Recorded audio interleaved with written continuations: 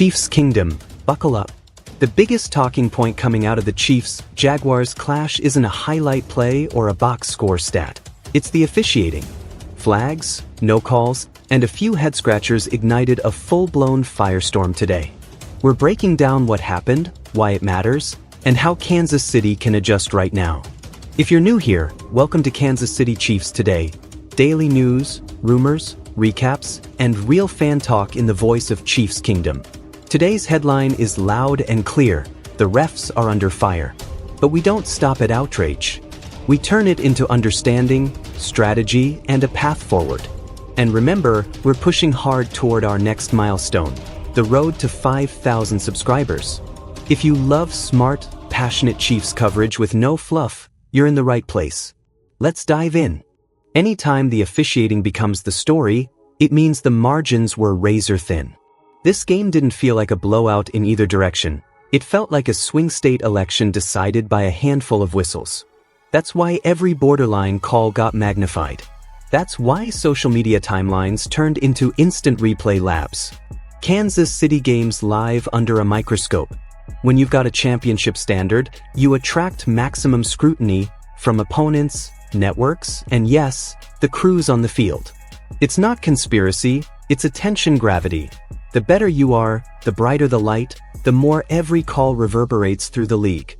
Historically, Andy Reid teams pride themselves on situational mastery, 2-minute offense, fourth down math, challenge timing. But officiating variance is the one variable you can't game plan to zero. You can only reduce its impact. The art is staying composed while nudging the margins back in your favor. And the Jaguars, to their credit, are a tough, well-coached opponent. Physical on the perimeter, willing to test hand fighting downfield, aggressive on the pass rush. That style often invites flags and no calls alike. You need precision to beat it, and precision under moving goalposts is hard. Let's talk football mechanics, not just emotion. Penalties don't exist in a vacuum. They alter field position, down and distance, and clock state. A borderline defensive holding on 3rd and 8 doesn't just give 10 yards. It steals a punt, flips expected points, and forces your defense to play extra snaps. That compounds in the 4th quarter. On offense, a questionable holding that erases a chunk run does more than kill a play. It resets your script. 1st and 20 compresses the call sheet, hurts your tempo, and stresses your pass protection. Now the defense can tee off, knowing the underneath throw is coming. That's how a single flag becomes a 3 and out. The Chiefs' offense thrives on rhythm, condensed splits, option routes, and quick game to set up explosives. Inconsistent illegal contact or DPI enforcement throws sand in the gears. Receivers recalibrate their stems mid-game. Quarterbacks hesitate half a beat, which is the difference between a strike and a hit as they throw. Defensively, Kansas City's press man looks and pattern match principles are built on timing. If the perimeter standard changes mid-game, tighter on hand use, looser on hand fighting, you either back off or risk the same flag on every high leverage down. That's how 3rd and medium becomes a parade of automatic firsts. Then there's the hidden yardage from ball spots and short whistles. A premature forward progress call ends yards after contact opportunities. A quirky spot on a scramble changes 4th down math. These aren't viral moments, but they shift win probability in quiet ways. Stack 3 or 4, and you've recreated an extra possession. Finally, emotion is a multiplier. A frustrated unit tends to press, receivers fighting for calls instead of finishes, defenders gesturing instead of rallying to the ball. Conversely, a calm huddle steals back control. Kansas City's Super Bowl DNA is composure under weirdness. That's the lever to pull when the stripes go sideways. So what's the plan? First, force clarity. Use tempo packages and early motion to make defenders declare leverage before the snap. When the picture is clean, contact becomes obvious. Officials tend to throw flags on late, muddy collisions, not on crisp releases where everyone's job is exposed to daylight. Lean into quick game sequencing. RPOs and option routes that hit on rhythm are the antidote to grabby coverage. Slants, sticks, arrows, and fast outs punish illegal contact without asking for the call. If they get handsy, fine, you're already at the sticks. If they play off, take the hitch and live to the next explosive. Change the launch point. Half rolls and sprint outs help the line avoid those ticky-tack holds inside. When the quarterback moves, edge rushers can't convert speed to power as easily, and hands drift less. You're not arguing with the ref, you're removing the situation that births the flag. Use hard counts and quick snaps as situational weapons. A well-timed hard count buys a cheap 5 when the defensive line is trigger-happy.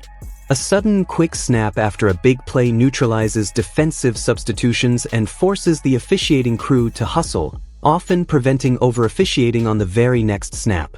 Control the cadence, control the chaos. Defensively, emphasize hand placement clinics this week. Cornerbacks should drill, inside thumb up, outside hand off, in press so the picture reads clean. Linebackers need to avoid grabby match points on crossers, trail and drive instead. When the film shows pristine technique, you get the benefit of the doubt late. Special teams can win the margins too. Coach up returners on fair catch decisions in traffic, and gunners on release lanes that look textbook to the side judge. Clean entries and exits reduce the chance of those momentum-killing blocks in the back that show up on the opposite 40 and erase hidden field position. And don't forget the red flag. Be aggressive but precise with challenges. Pre-assign a sideline spot captain who tracks line to gain and yard landmarks in real time. If the spot is off half a yard in a 4-minute drill, that's season equity. Use your challenges to correct math, not emotion. Let's be real, fans pay for clarity and competition. When officiating clouds the outcome, it feels like someone unplugged your Sunday joy. Chiefs Kingdom is loud because we care, and we've seen enough big-stage football to recognize when the flow gets disrupted. The frustration is earned, and it's okay to say it. But there's a reason this team is built for February. They absorb storms. National chatter will spin up clips and feuds because that's the business of content. Our job here is different. Tell the story honestly, then fix the football. Rage is temporary. Adjustments, accountability, and execution travel to next week. If you're venting today, you're not alone. If you're already re-scheming the third down menu for next Sunday, you're one of us. Chiefs Kingdom process is fast. We can critique officiating and still sharpen our edge. Both things can be true at once, and that balance is why this fan base is elite. Zooming out, the AFC is a gauntlet where one-seed lines and tiebreakers separate first-round byes from wild-card chaos. Games like this, decided on margins and moments, echo in December. You don't want to be wishing in Week 17 that a September whistle broke the other way. The silver lining? Controversy can galvanize a locker room. Coaches tighten the details, veterans reinforce standards, and leaders turn the noise into fuel.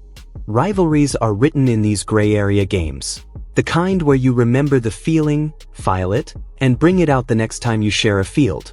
That edge matters. At the end of the day, the Chiefs still control their path. Clean up the technique. Sharpen situational football. Win the coin flip games on execution, not on hope. Do that, and the playoff math takes care of itself.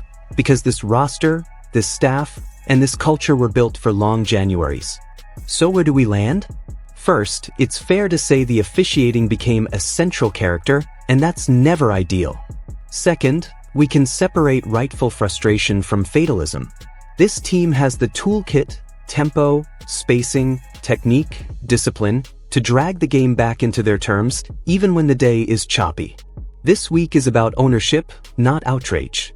Expect practice periods that polish the picture for officials, adjust the call sheet for rhythm, and emphasize cool heads in hot situations. The Chiefs standard is still the Chiefs standard. When the noise peaks, the message stays the same. Execute, finish, and make it obvious we're the better team. That's going to do it for today on Kansas City Chiefs Today. If you're fired up, if you've got receipts, or if you've got solutions for the third down menu, I want to hear them. Drop your takes in the comments and join the road to 5,000 subs here on Kansas City Chiefs Today.